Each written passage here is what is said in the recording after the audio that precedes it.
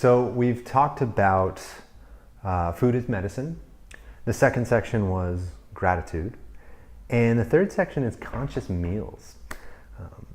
Meals to me they're very important. Not just the eating, but the actual structure, process, and even ritual in which we eat.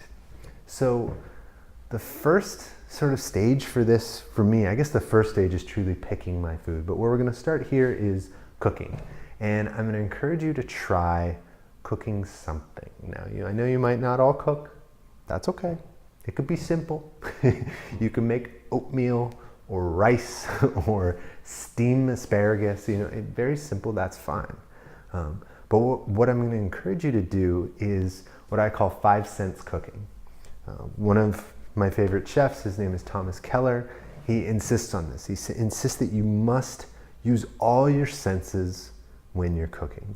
So I'll walk you through an example. I suggest for this exercise that you use a stovetop because the food will be exposed, right? So if you put something in the oven, yes, you can still do it, but this way you'll get more interaction, you'll be watching it, you'll be there with it. You might just be frying an egg. Could be anything you want. Let's use the frying an egg as an example.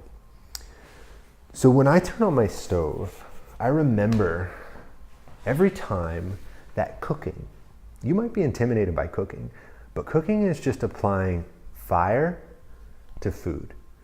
And all it's doing is it's taking heat and it's basically doing a primary breakdown of this food so that we can more easily digest it and take the nutrients out, right?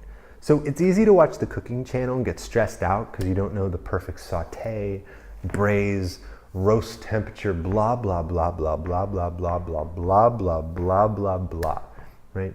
I want you to forget all your techniques. Even if you're a well-seasoned chef, I want you to try it from a completely different perspective.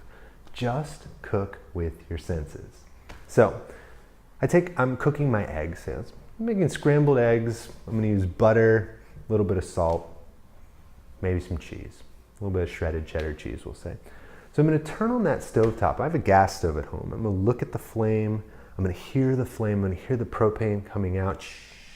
I'm going to see the blue of the flame. I'm going to judge how high I want that flame to be, right?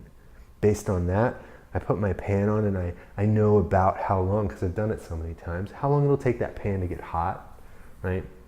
So I'm imagining the heat of the pan, the metal, the molecules actually moving faster, right? Which is going to translate this heat to the food.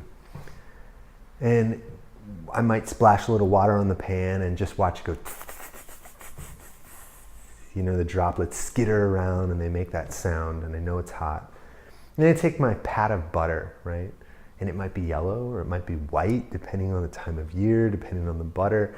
Take my pat of butter, it's probably out of the fridge, so it's got that, hard texture, and I put it in the pan and it's instantly just, the pan's maybe a little bit hotter than I wanted, and it goes psh, and the pad starts melting and the butter starts moving out in a puddle and it starts boiling and it's crackling a little, maybe there's a little water left in the pan. And I'm with this process. I'm right there, right? If you really want to know how to cook, this is what you have to do. This is what a great chef or a great cook does. Yes, there are recipes. Recipes are guides, but the true execution lies in the 5 senses. So I'm watching that butter, it's going psh, and I say, okay, it's about time to crack my eggs. I feel the texture of the shell. Crack it. I can open it with one hand. That took me a couple years to learn, maybe a year in a restaurant. I open the egg with a hand, right? And you watch the yolk, watch the white. You might mix that up and you can hear the fork in the bowl. You can actually feel the thicker texture of the yolk. You can feel it starting to break up and mix with the eggs, right? And then it's all taking on that yellow sort of streaming look. Meanwhile, the butter is melted and it's going right? And you watch the eggs pour, the yellow stream, and maybe that pan is pretty hot now, so it's like, and all the butter kind of skitters out to the outside and the egg starts like searing and cooking pretty quickly, right? Maybe you scramble it a little bit, push it around. You're watching the texture. You watch, and eggs are so beautiful and delicate. The old French hats, the chef's hats, had the pleats, and they say the traditional hat has 101 pleats for the 101 types of ways that a French chef knows how to cook an egg.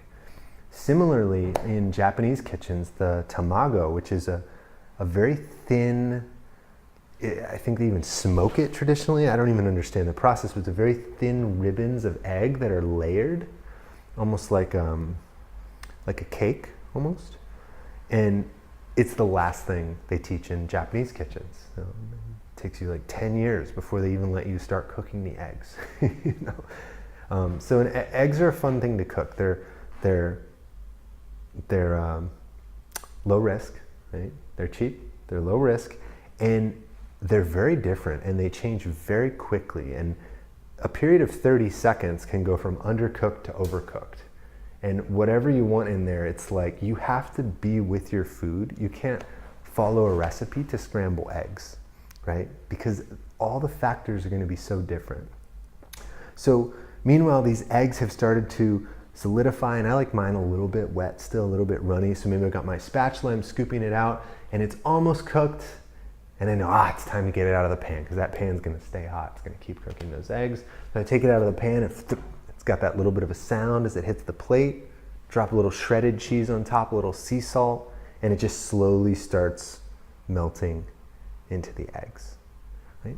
So that's your goal today. That's your goal. Of course, when you're eating as well, you're using all your senses, but can you cook something simple and stay with the whole process? Put your phone down. Put your phone down, put your phone down. You might have to turn your phone off, right? Because if your phone buzzes, your mind's gone, right? Turn your phone off, give yourself 15 minutes to cook some eggs or some asparagus or steak or whatever it is, something simple, and use all your senses from start to finish. I guarantee it'll be different.